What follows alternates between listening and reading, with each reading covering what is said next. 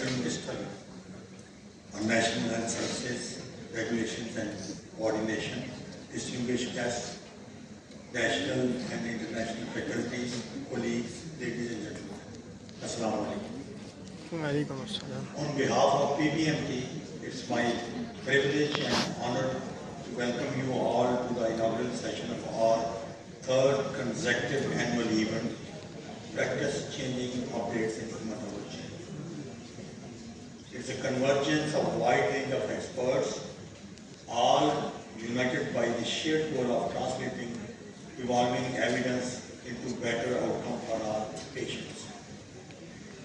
Today we gather not only to share data and define treatment protocols according to the latest scientific evidence, but to review a collective commitment that every patient who needs a curative treatment, including bone marrow transplant, should have safe, ethical, and timely access to it. Over the next 2.5 days, you will listen to practice-changing evidence on malignant and non-malignant blood diseases, transplant techniques and cellular therapies. But what we need to know is that behind every survival curve and every outcome graph is a child, say with thalassemia, hoping for a normal life, a patient of aplastic anemia, a patient of blood cancer, and families who have sold their belongings and traveled across long distances and placed their trust in us. Our responsibility is to ensure that science, policy, and systems translate into real and reachable cures for all of these people. Over the past 2 decades, hematology and bone marrow transplantation have undergone remarkable transformation in Pakistan. What was once considered accessible only to few privileged elite is now steadily becoming available to the poor patient despite modest resources and difficulties.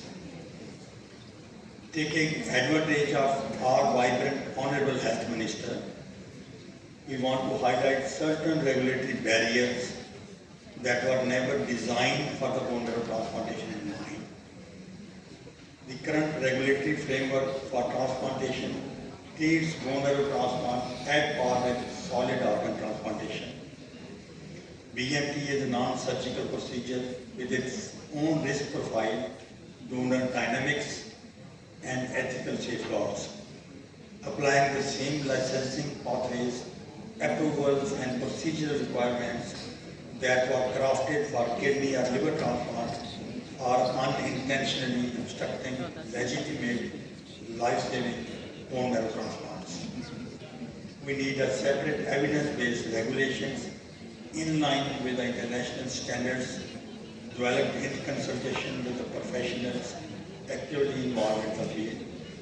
We have submitted amendment to the HOTA Act to your good office.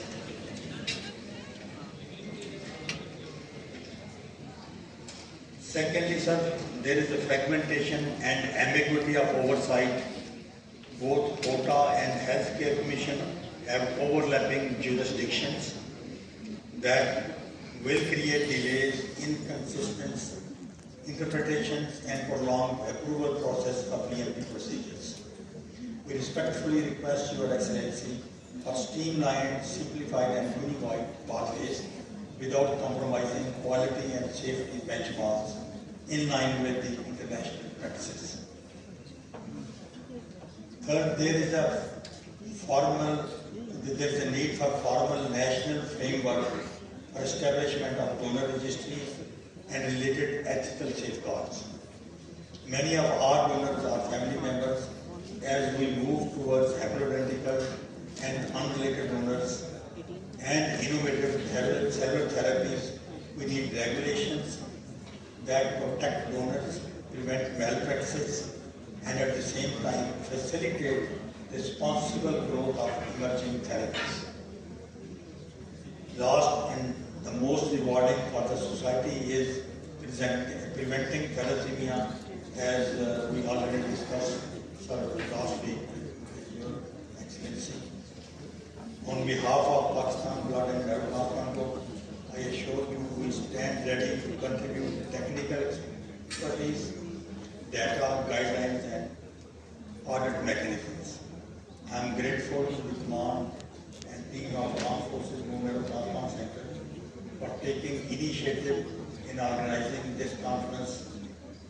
All the speakers, especially Professor Puran, Professor Litka, they have come all the way to make it a success for national and international faculty, participating institutions and sponsors.